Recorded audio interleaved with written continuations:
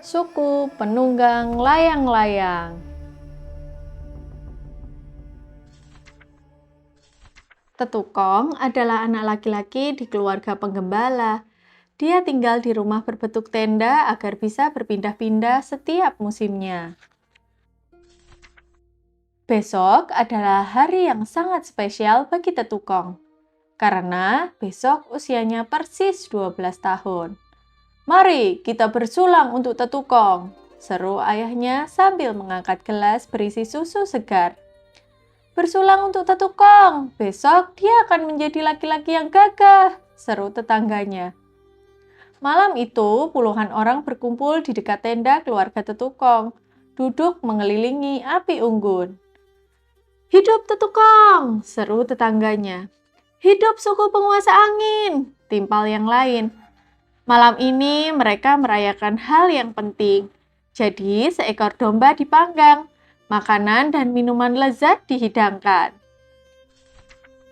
"Semoga besok kau cukup beruntung, Tetukong," kata anak yang usianya 2 tahun lebih tua yang duduk di sebelahnya. Namanya Orus. "Aku berani menebak dia akan jatuh di percobaan pertama," timpal yang lain. Namanya Sartak, usianya 16. Mereka tertawa. Tetukong diam saja. Meski berbeda umur, mereka bertiga teman baik. Tetukong hanya diam, mendongak menatap bintang gemintang. Langit terlihat indah sekali. Rasi-rasi bintang, Tetukong bisa membacanya. Itu bintang selatan, itu bintang busur panah. Mereka adalah suku nomad penggembala, selalu berpindah-pindah. Jadi mereka pandai membaca langit untuk menentukan arah. Tetukong menghela napas perlahan. Dia sebenarnya resah menunggu esok. Pukul 9 malam, perayaan kecil itu usai dan tetangga mulai pulang satu persatu. Begitu juga Orus dan Sartak.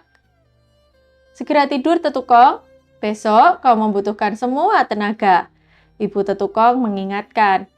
Ia mengangguk, segera berdiri dan melangkah masuk ke tenda. "Semoga malam ini panjang sekali, hingga aku tak harus bertemu dengan esok," gumam Tetukong dalam hati. Akan tetapi, matahari selalu menepati janji, tidak pernah datang terlambat walau sedetik. Esok pagi kembali muncul bersinar. Pagi telah tiba. "Ayo bangun-bangun," Ibu Tetukong membangunkan seisi tenda. "Kenakan pakaian ini." Ibunya melemparkan pakaian dari bulu domba. Tetukong mengangguk. "Bergegas, Tetukong, kita terlambat. Yang lain telah pergi lebih dulu," Ayah Tetukong berseru. Dia sudah menunggu dari tadi. 5 menit kemudian, Tetukong sudah memakai pakaian yang diberikan ibunya. Itu pakaian kebanggaan penggembala ternak. "Lihat, anak kita sudah besar. Dia gagah sekali." Ibu Tetukong tersenyum. "Tentu saja, dia seperti ayahnya, anak kepala suku." Ayah Tetukong tertawa lebar. "Ayo, kita berangkat." Hap! Tetukong lompat ke atas kudanya, menyusul kuda yang ditunggangi ayahnya yang sudah berderap maju. Seekor burung elang hinggap di bahu ayahnya. Mereka berdua menuju padang penggembalaan luas. Angin bertiup kencang menerpa wajah. Rumput hijau tumbuh sejauh mata memandang. Mereka menuju tempat ribuan ternak sapi digiring.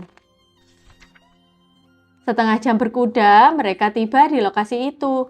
Tetangga mereka sudah berkumpul. Orang tua, pemuda, dewasa. Orus dan Sartak, teman baiknya juga ada. Hap! Tetukong melompat turun dari kuda, melangkah di belakang ayahnya. Di sekitar mereka, sapi-sapi memakan rumput dengan tenang. Tetukong menghela napas. Ujian penting telah tiba. "Apakah layang-layangnya telah siap?" seru ayah Tetukong. 2 pemuda bergegas membawa layang-layang besar mendekat. Lebarnya tak kurang 3 meter, terbuat dari bilah bambu liat dan kulit hewan yang kokoh. Di bawahnya menjuntai renda-renda panjang warna-warni. Angin kencang padang rumput membuat rendanya berkibar-kibar. Layang-layang itu diletakkan berdiri di depan Tetukong. 2 orang memegang tali sepanjang 10 meter di depan sana. Inilah ujian penting itu, hari ketika Tetukong berusia 12 tahun. "Apakah kau sudah siap?" Ayahnya berseru lagi. Tetukong mengangguk pelan lantas menaiki layang-layang yang berdiri kokoh. Napas Tetukong tersengal, jantungnya berdetak lebih kencang. Dia memegang tali-tali di punggung layang-layang. Kakinya menginjak pijakan di bilah bambu. Hari ini adalah ujian menunggang layang-layang baginya. Hidup Tetukong, seru tetangganya. Hidup suku penguasa angin. Timpal yang lain mengepalkan tangan ke udara. Hidup sang penunggang layang-layang. Seruan-seruan terdengar kencang, mengalahkan kesiur angin. Iya, iya. Wow. Satu dua pemuda menepuk tabung bambu meneriakkan panggilan suku. Iya, iya. Wow. Balas yang lain. Suku penggembala, mereka unik sekali. Mereka tidak mengembala ternak dengan kuda. Mereka menggunakan layang-layang, menungganginya, terbang di atas sana, berputar-putar memastikan ribuan ternak aman. Orus dan Sartak adalah penunggang layang-layang terbaik, juga pemuda lain. Kali ini giliran Tetukong harus melewati ujian tersebut. Naikkan layang-layangnya, seru ayah Tetukong. Persis kalimat itu terdengar, dua pemuda menarik tali layang-layang. Tali meregang kencang. Rrrt. Layang-layang mulai bergetar. Dua pemuda berlarian. Tetukong mencengkeram erat-erat pegangan dan wush. Layang-layang besar itu mulai naik lantas sekejap terbang ke udara. Iya, iya. Weo. Iya, iya. Weo. Dua pemuda segera melepaskan tali pendek membiarkan layang-layang terbang bebas ditunggangi oleh Tetukong. Langit biru, awan putih, gunung-gunung berselimutkan salju di kejauhan, padang rumput luas. Layang-layang itu mengangkasa. Layang-layang menukik tajam menghujam bumi. Tetukong terbanting jatuh, terguling di atas rumput tebal. Ayah dan tetangganya juga Orus dan Sartak berlarian mendekat. Hoi, kok tidak apa-apa Tetukong? Orus menarik tubuh Tetukong, membantunya berdiri. Wajah Tetukong pucat pasi, peluh menetes. Tapi dia baik-baik saja. Tidak ada tulang yang patah. Dia bisa mendarat dengan baik saat terjatuh. Tidak masalah, semua orang pernah jatuh saat menunggang layang-layang untuk pertama kalinya, kata para tetangga membesarkan hatinya. Tidak buruk juga, dia bisa bertahan 5 detik di udara. Orus dulu terjungkal bahkan sebelum layang-layangnya naik, seru yang lain. Oi, enak saja, itu bukan salahku, itu karena yang menarik talinya salah. Orus tidak terima, anggota suku tertawa. Layang-layang kembali ditegakkan, dua pemuda siap menarik talinya. Segera naik kembali, Tetukong. Ayahnya berseru memberi perintah. Tetukong menghela napas. Dia kembali menaiki punggung layang-layang. Terbangkan layang-layangnya, seru ayahnya. Sekali lagi layang-layang besar itu diterbangkan. Tetukong menahan napas, mencengkeram pegangan. Tapi sayang, layang-layang yang ditunggangi Tetukong kembali jatuh. 2 kali, 3 kali, 4 kali, hingga tak terhitung jumlahnya. Hingga matahari mulai tinggi, hingga waktu ujian hari itu telah berakhir. Pakaiannya kotor oleh tanah dan rumput. Ia gagal total di hari pertama. Tidak apa Tetukong, semoga besok kau membuat kemajuan, hibur tetangganya. Kau yang paling pintar membaca bintang-bintang, menunggang kuda, juga menangkap elang. Hanya soal waktu kau bisa menunggang layang-layang, hibur yang lain. Dengan tatapan dingin, ayahnya menyuruh Tetukong menaiki kuda. Saatnya pulang ke tenda. Hap, lantas kuda bergerak pergi. Ayo, kalian segera bekerja. Pastikan tidak ada ternak yang tersesat atau diserang hewan buas, kata ayah Tetukong. Kerumunan bubar, tetangga segera kembali beraktivitas. Saat melintasi padang rumput, Tetukong mendongak. Lihatlah, di atas sana Orus dan Sartak menunggangi layang-layangnya. Juga ada beberapa layang-layang lain. Terbang berputar-putar di atas kerumunan hewan ternak. Terlihat hebat sekali. Setiap kali ada ternak yang terpisah, Orus akan menurunkan layang-layang, menghalau hewan agar kembali. Atau jika ada serigala yang hendak menerkam hewan ternak, Sartak di atas layang-layangnya akan menggunakan ketapel, mengusir serigala itu pergi, sambil berdiri gagah di atas layang-layangnya. Bagaimana ujianmu? Tanya Ibu Tetukong setiba di tenda mereka. Buruk, Bu. Tetukong menunduk. Dia bahkan tidak bisa bertahan lebih dari 10 detik di udara. Buruk sekali untuk anak kepala suku, seru ayah Tetukong yang terlihat kesal.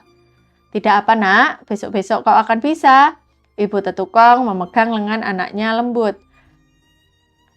Kau mau makan? Perutmu pasti kosong setelah ujian sepanjang hari. Masalahnya, besok harinya, juga esok lusanya, dan hari-hari berikutnya hingga seminggu penuh, Tetukong tidak pernah berhasil melewati ujian tersebut. Apa masalahmu? Kenapa kau selalu gagal? Seru ayahnya yang amat kecewa pada hari ketujuh. Tidak pernah ada keluarga kita yang gagal hingga hari ketujuh. Tetukong hanya bisa menunduk. Malam itu, Tetukong duduk melamun di dekat api unggun, menatap bintang gemintang. Ia sedang sedih. Ia telah membuat ayahnya kecewa dan malu. Tidak apa, Tetukong, hanya soal waktu, kau akan bisa menunggangi layang-layang. Ibunya kembali memeluk lengan anak sulungnya. Tetukong hanya diam. Kenapa kau selalu jatuh, kawan? Orus bertanya hari berikutnya. Dia sedang bersiap menaiki layang-layang. Kau lihat, mudah sekali menungganginya. Orus melompat ke atas layang-layang. Dua pemuda menarik talinya. Layang-layang itu terbang ke udara. Jaga keseimbanganmu, hanya itu kuncinya, teriak Orus yang terbang 10 meter di atas padang rumput. Tetukong mendongak. Diam. Aku sudah mengajarimu berkali-kali, kawan. Jika layang-layang oleng ke kiri, tarik sisi kirinya. Jika oleng ke kanan, tarik sisi kanannya. Gunakan kakimu sebagai penyeimbang. Giliran Sartak yang memberitahu sambil melompat ke atas layang-layang besar miliknya.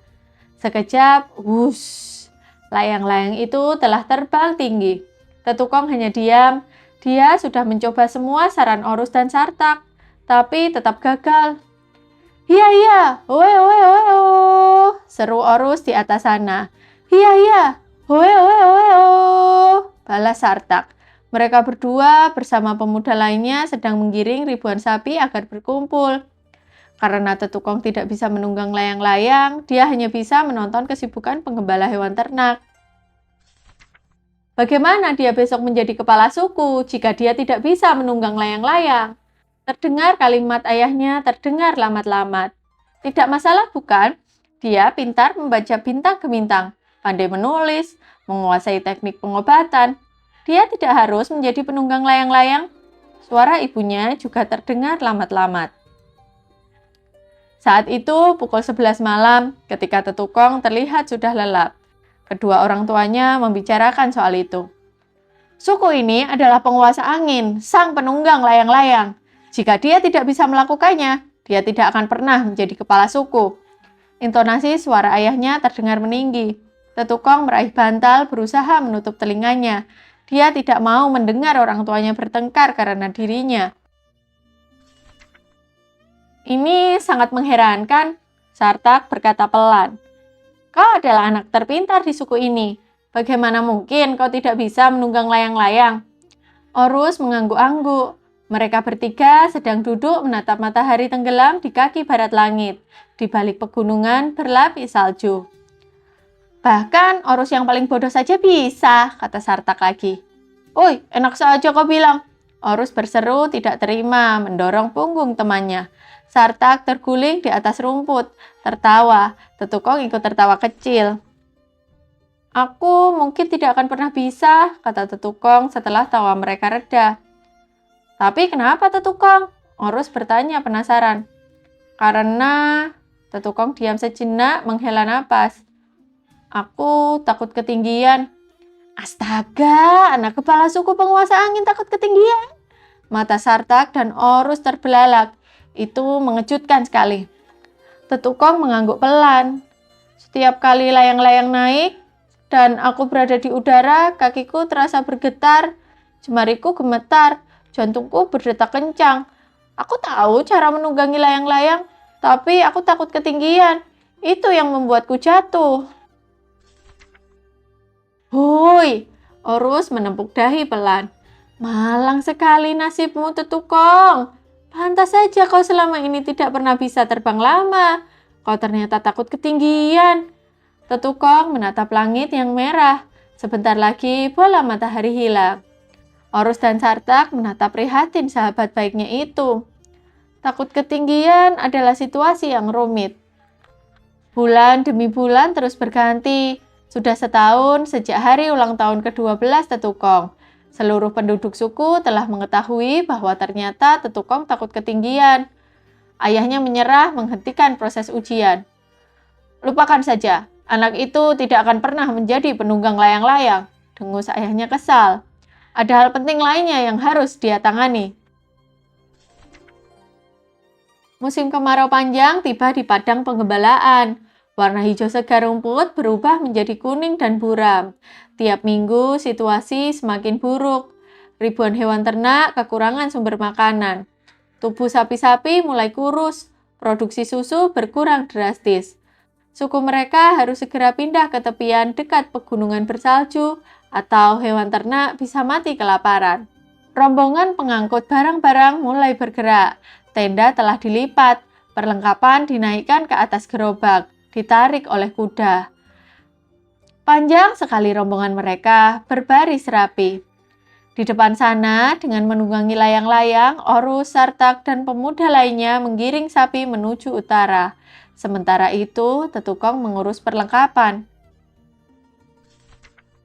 Setelah perjalanan 2 hari 2 malam, mereka tiba di lokasi baru. Kemarau panjang ini sangat buruk. Nyaris semua padang rumput mengering, termasuk di dekat pegunungan bersalju. Setidaknya di sini masih tersisa sedikit rumput hijau. Itu bisa membuat kita bertahan 3-4 minggu, ujar ayah Tetukong.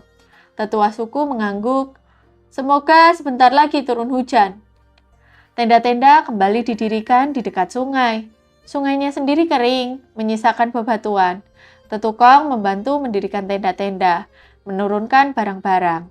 Orus, Sartak, dan pemuda lain sibuk di atas langit menggiring hewan ternak. "Hiya, hiya, oe, oe, oe, oe," teriak mereka. "Hiya, hiya, oe, oe, oe, oe," balas yang lain. Seru sekali, gumam Tetukong sambil menatap keasikan mereka. Tapi mau bagaimana lagi? Dia meraih perlengkapan di atas gerobak, mulai memindahkannya satu persatu. Di suku mereka, sekecil apapun tugasnya, semua orang harus bekerja. Dia ingin sekali menunggang layang-layang, pasti terlihat hebat. Tapi dengan situasi takut ketinggian, Tetukong hanya bisa mengerjakan pekerjaan lain. Ini juga sama pentingnya. Malam tiba di padang, udara dingin menyelimuti. Perkampungan tenda lengang, penduduknya memilih masuk ke tenda yang hangat. Hanya 1-2 yang masih duduk di luar, di samping api unggun, mengenakan pakaian wol tebal sambil melemparkan potongan kayu, menjaga nyala api tetap hangat. Tetukong duduk sendirian di dekat api unggun, memainkan biola kecil. Ini alat musik tradisional khas sukunya, terbuat dari kayu dengan 2 senar. Suara alat musik gesek itu memecah lengang. Hingga tiba di ujung lagu, gerakan tangan Tetukong berhenti. Ia menghela napas panjang. "Itu lagu yang indah sekali, Nak," kata seseorang lembut. Tetukong menoleh, ibunya tersenyum. Ternyata sejak tadi ibunya telah berdiri di belakangnya. "Boleh ibu bergabung duduk bersamamu?" tanya ibunya. Tetukong mengangguk. "Setahun telah berlalu, kau pasti masih memikirkan soal menunggang layang-layang, bukan?" tanya ibunya. Tetukong mengangguk lagi. "Jangan terlalu dipikirkan. Esok lusa kau pasti bisa menunggang layang-layang," hibur ibunya. "Aku takut ketinggian, Bu. Itu situasi yang tidak ada jalan keluarnya." Ibunya menggeleng. "Kau keliru, Nak. Kau pasti bisa mengatasinya.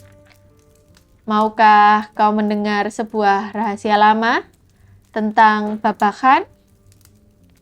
Mata Tetukong terbelalak. Bukankah Babakan adalah leluhur suku penguasa angin? Ibunya mengangguk. "Iya, Babakan adalah penunggang layang-layang pertama. Dia juga dulu takut ketinggian." Tetukong berseru, "Itu tidak mungkin." Ibunya mengangguk, "Itulah rahasianya. Bahkan babakan juga pernah takut ketinggian." Tetapi babakan tidak pernah menyerah. "Ingatlah itu selalu, nak. Rasa takut tidak membuatnya berhenti. Kau juga jangan berhenti mencoba. Suatu hari kau juga akan menjadi penunggang layang-layang." Hari kesekian tiba di padang pengembalaan. Ribuan sapi sedang digiring berpuluh kilometer menuju rumput yang tersisa di lembah jauh. Jaraknya belasan kilometer dari perkampungan tenda. Sejak pagi, Orus, Sartak, serta pemuda lain berangkat. Di perkampungan hanya tersisa wanita dan anak-anak, serta Tetukong. Tukong sedang membantu mengerjakan pekerjaan rumah. Dia menggendong tong-tong kosong memindahkannya ke gudang sambil dibantu wanita dewasa lainnya. Anak-anak berlarian bermain kejar-kejaran. Satu dua berpura-pura sedang menaiki layang-layang. Mereka semua tertawa riang. Tiba-tiba seorang anak berseru, "Itu asap apa?" Penduduk yang sedang bekerja menoleh. Kepul asap hitam terlihat dari kejauhan.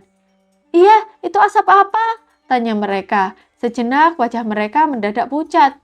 Tidak salah lagi. "Itu asap kebakaran," seru ibu Tetukong. "Api melalap padang rumput yang kering karena musim kemarau." "Ini berbahaya," seru ibu-ibu lain mengangkat tangan untuk merasakan arah angin. "Kobaran api itu menuju kita." Wajah penduduk semakin cemas. "Aduh, bagaimana ini? Ayo, segera berkemas. Kita harus pindah." Ibu Tetukong memberi perintah. Penduduk langsung kocar-kacir panik, mengerjakan apapun yang bisa dilakukan. Anak-anak menjerit ketakutan, menangis. Asap hitam itu tambah besar. "Tapi kita tidak punya banyak waktu. Api itu akan bergerak cepat sekali sebelum kita selesai. Tidak ada laki-laki dewasa di sini yang bisa membantu berkemas," seru ibu-ibu yang sedang melepas pasak tenda. Dia menyeka peluh deras di wajahnya. Ibu-ibu lain susah payah membantunya. "Kepala suku dan laki-laki dewasa harus diberitahu," seru mereka. Tetukong berlari hendak mengambil kuda. Dia harus segera menuju lembah jauh memberitahu ayahnya. "Kuda tidak cukup cepat, Tetukong," seru para ibu. "Kau harus menaiki layang-layang." Tapi tidak ada layang-layang tersisa di perkampungan. Ibu Tetukong menggeleng. "Masih ada." Dia memerintahkan dua ibu untuk mengetakkan simpul tenda yang baru dilepas. Sekejap, tenda itu berubah menjadi layang-layang raksasa, berdiri gagah. Dua ibu segera menarik kencang talinya, siap terbang. "Naiklah sang penunggang layang-layang." Tetukong menelan ludah saat menatap layang-layang, lantas menoleh ke kepul asap.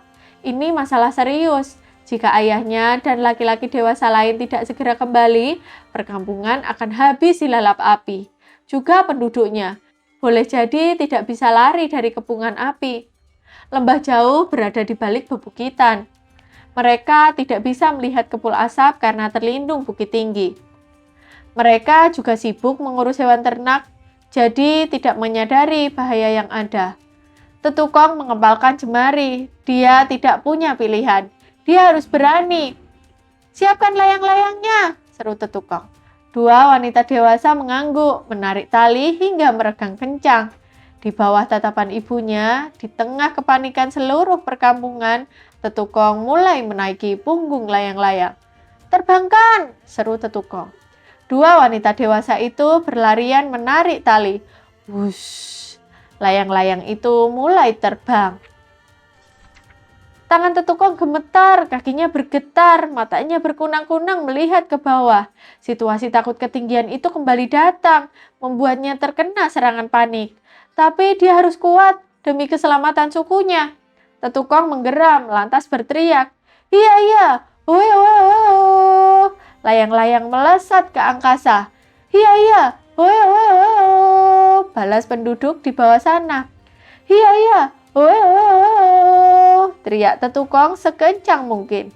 Dia harus berani, dia harus bisa mengalahkan rasa takutnya. Ini hanyalah permainan seru dan mengasyikkan, seperti anak-anak yang sedang bermain. Tidak ada yang harus ditakutkan. Angin menerpa wajahnya, pakaiannya berkibar-kibar, kuci rambutnya melambai-lambai. Tetukong membuka mata. Dia berhasil. Dia telah terbang di udara. Dan kali ini dia tidak jerih menatap padang rumput di bawah sana. Dia menyaksikan kobaran api besar tak jauh dari perkampungan. Tetukong mengepalkan tinjunya. Dia harus segera melesat menuju lembah jauh, memberitahu ayah dan para penunggang layang-layang lainnya. Itulah kisah Tetukong, si penunggang layang-layang. Dia tiba tepat waktu di lembah jauh. Saat Orus, Sartak, dan yang lain menatapnya tidak percaya, Tetukong menyampaikan berita kebakaran tersebut. Segera ayahnya menyuruh sebagian besar pemuda dan laki-laki dewasa kembali ke perkampungan. "Woi, seru Tetukong. Dia terbang paling depan, memimpin rombongan puluhan layang-layang. "Woi, seru anggota suku. Perkampungan juga berhasil diselamatkan tepat waktu. Dengan bantuan laki-laki dewasa, mereka berhasil melipat tenda-tenda, menaikkannya ke atas gerobak, membawanya mengungsi sejauh mungkin dari api di lereng-lereng gunung. Kebakaran besar itu menghanguskan sepertiga padang rumput, menyisakan tanah gosong. 1 minggu kemudian, hujan kembali turun. Dari hamparan tanah gosong, benih rumput kembali tumbuh. Hijau, segar. Musim kemarau panjang telah berakhir. Iring-iringan suku penunggang layang-layang terlihat menuju padang rumput. Mereka kembali pindah ke lokasi baru. Kali ini ribuan hewan ternak mereka tidak akan kesulitan makanan. Iya, itu teriakan Tetukong. Dia sedang terbang menggiring sapi-sapi. Iya, balas Orus dan Sartak. Mereka tertawa lebar. Mereka lomba terbang bertiga. Jangan lupa subscribe dan nantikan cerita selanjutnya ya.